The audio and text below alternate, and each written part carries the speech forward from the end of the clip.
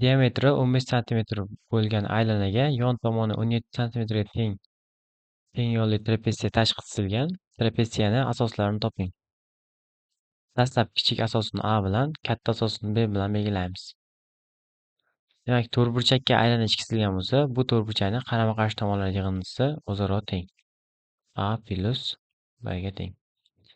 Bundan A plus B imiz 34 ga teng.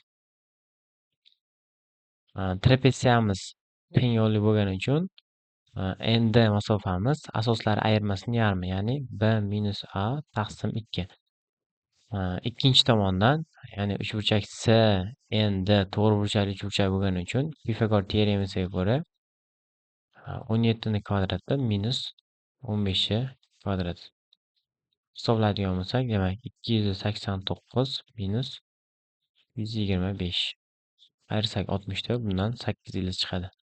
Demak, B minus A imiz 16 ga, A plus B imiz 34 ga teng.